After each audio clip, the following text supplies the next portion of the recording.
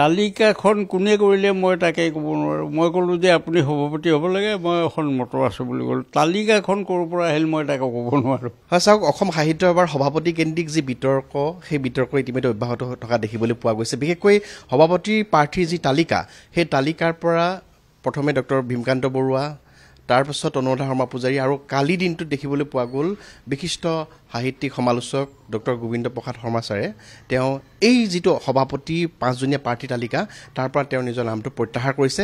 ছাৰে কিয় প্ৰত্যাহাৰ কৰিছে, কি কথা, এই কথাখিনি আমি পোনপটীয়াকৈ ছাৰৰ ওচৰলৈ গৈ যাব বিচাৰিছোঁ। ছাৰ, মই প্ৰথমে NKTVৰ তৰফৰ পৰা আপোনাক স্বাগত জনাইছোঁ। হয়, কালি এটা সিদ্ধান্ত দেখিলোঁ, অসম সাহিত্য সভাৰ 5জনীয়া যি প্ৰাৰ্থী তালিকা আছিল, তাৰ পৰা আপুনি নাম প্ৰত্যাহাৰ কৰিছে। এই খবৰটো অকণমান দৰ্শকসকলে দিলে ভাল হ'ব।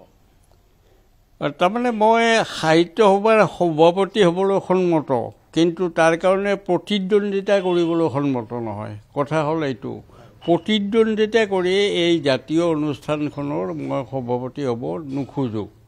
সেইটোৱে আচল কথাটো, আচল কথা এইটো। আৰু তাৰ মাজতে ছাৰ, যিহেতু তেওঁলোকে প্ৰথম আপোনাৰ সৈতে কেনেধৰণে যোগাযোগ কৰিছিল? সেইটো সম্পূৰ্ণ ফ্ৰেণ্ডলি। আপোনালোক যেনেকৈ জাৰ্নেলিষ্ট, তেনেকুৱা ডেকা, আপোনালোকৰ দৰে ডেকা জাৰ্নেলিষ্ট 5জন মানে ৰাস্তাতে লগ পালে গধূলি। লগ পাই ক'লে যে ছাৰ আপুনি এতিয়াও সাহিত্য সভাৰ সভাপতি হোৱা নাই, কিয় হোৱা নাই? মই ক'লোঁ যে কোনোবাই পাতিলেহে হ'ব পাৰে, মোকতো কোনেও পতা নাই। সেইটো কথাটো তাতে আৰম্ভ হৈছে আৰু সেইটোৱেতো এতিয়ালৈকে চলি আছে। মানে মই নিজে প্ৰতিদ্বন্দ্বিতা কৰি সভাপতি নহওঁ। আপোনাক এই কথাটোতো সাহিত্য সভাৰ প্ৰধান সম্পাদক বা যিখন উচ্চ ক্ষমতা সম্পন্ন কমিটি, সেই কমিটিখনৰ ফালৰ পৰা নিশ্চয়কৈ জনাব লাগিব। আপোনাক তেওঁলোকে কি জনালে? মুঠেও একো কোনেও মতাই নাই এই বিষয়ে। আপোনাৰ নামটো তেওঁলোকে তালিকাত কিয় ভৰালে? আপোনাৰ অনুমতি আছিলে নে নাই তেতিয়া? তালিকাখন কোনে কৰিলে মই তাকে ক'ব নোৱাৰোঁ। মই ক'লোঁ যে আপুনি সভাপতি হ'ব লাগে, মই সন্মত আছোঁ বুলি ক'লোঁ। তালিকাখন ক'ৰ পৰা আহিল মই তাকে ক'ব নোৱাৰোঁ। তাৰমানে সভাৰ সভাপতিয়ে হওক, প্ৰধান সম্পাদকে হওক বা উপসভাপতিয়ে হওক বা সেই কমিটিখনৰ বিষয়ববীয়াসকলে 7জনীয়া যিহেতু উচ্চ ক্ষমতা সম্পন্ন কমিটি বুলি কৈছে, তাৰ ফালৰ পৰা পোনপটীয়াকৈ আপোনাৰ কোনো যোগাযোগ নাই, একেবাৰে নাই, একেবাৰে নাই। তেনেহ'লে দেখোন আপোনাৰ নামটো নিদিয়াকৈ তেওঁলোকে অন্তৰ্ভুক্ত কৰাটো এটা অপমানজনক কথা। অপমানজনক কথা বা এইটো এটা বাহিৰা কথা। মই ক'লোঁ বন্ধু কিছুমানৰ ৰাস্তাৰ কথা এতিয়া মোৰ কাৰণে সেইটোৱেতো, ডেকা বন্ধু কিছুমানে ৰাস্তাত ক'লে আপুনি কিয় হোৱা নাই। সেইটো কথাটো সেইটোৱে হৈ আছে। মই সাহিত্য সভাৰ কাৰণে যে এনেকুৱা নমিনেশ্যনৰ কথা উঠিল, 5জনৰ এটা কিবা পেনেল তৈয়াৰ হ'ল, এইবিলাকত মোক কোনেও ইনভলভেই কৰা নাই। ডাঙৰ কথা দেখোন। তেওঁলোকে কৈছিলে যে আমি সকলোৰে অনুমতি লৈছোঁ, অনুমতি লৈহে আচলতে আমি এই 5জনীয়া তালিকা বনাইছোঁ, তেনেকৈ ধৰণে আমাক নাই। সেইটো মুঠে নহয়। গধূলি 9মান বজাত নেকি দুজনমান বন্ধু আহিল, আহি তাৰপিছত ক'লে যে আপুনি লিখিত আকাৰত কিবা দিব। লিখিত আকাৰত মই দিব নোৱাৰোঁ, কাৰণ মোকতো লিখিত আকাৰত কোনেও কৰা নাই। যে তথাপি আপোনাৰ বগবৰলৈ তাৰে মই ক'লোঁ আৰু যে লিখিত আকাৰত কোনো কথাই উঠা নাই, গতিকে মই লিখিত আকাৰত একো দিবও নোৱাৰোঁ। তাৰপিছত ছাৰ, এতিয়া কথাটো হ'ল আপুনি নিজৰ যিহেতু মতটো স্পষ্টভাৱে সমজুৱাকৈ জনাইছে, ৰাইজক জনাইছে, আৰু ৰাইজে বহুতখিনি ভালো পাইছে, কাৰণ 5গৰাকীকৈ বিশিষ্ট ব্যক্তি আছে, তাৰ মাজত আকৌ ধৰক নিৰ্বাচন হওক, তাৰেতো কোনোবা এজন জিকিব লাগিব, বাকীকেইজনতো কোনোবাখিনিত পৰাজয় বৰণ কৰি নিজে মনটোও বেয়া লাগিব পাৰে বা বিচৰা ধৰণে নহ'বও পাৰে কথাবোৰ। গতিকে সেই ধৰণৰ এটা অপমানজনক পৰিস্থিতিলৈ যোৱাটো আচলতে কৰিব নালাগে। মই নাযাওঁ। হয়, মই সেইটো ভাল নাপাওঁ, মই সেইটো নাযাওঁ। আৰু এসময়ত দৃঢ়তাৰে সৈতে ডক্টৰ ভৱেন নেওগিয়াইটো কৈ গৈছে, তেখেতৰ সভাপতি নহ'লে।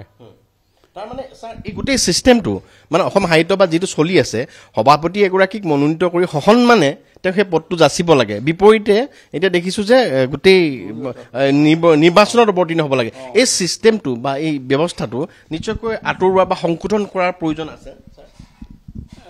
সংস্কাৰ নিশ্চয় সাধিব লাগে। এসময়তো আমি এটা আন্দোলনে চলাইছিলোঁ সাহিত্য সভা সংস্কাৰৰ কাৰণে, এটা কমিটি কৰি এটা আন্দোলন, তুমুল আন্দোলন হৈছিল তেতিয়া। কিন্তু কি হ'ল? চব হয়, একো নহয়, সেই তেনেকুৱাহে কথাটো। তাৰমানে ছাৰ, এতিয়া আপুনি পূৰা এই নিৰ্বাচন কেন্দ্ৰিক যিটো ব্যৱস্থা, তাৰ সম্পূৰ্ণ আপুনি মানে বিৰোধী?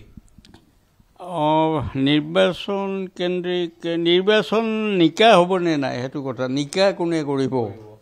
নিকা হ'লেতো নিৰ্বাচন খুব ভাল হ'বই লাগে, নহ'লে মোক বাচিলে, আপোনালোক কেইজনমান বন্ধুৱে বাচিলে, আকৌ কিছুমান বেছিভাগে অসন্তুষ্ট হ'ব তাত, তেনেকুৱা। গতিকে একফালৰ পৰা নিৰ্বাচন হ'বই লাগে, কিন্তু নিৰ্বাচন খেলিবলৈ যিটো প্ৰচেছ বা পদ্ধতি সেইটো কেতিয়াও নিকা নহয়।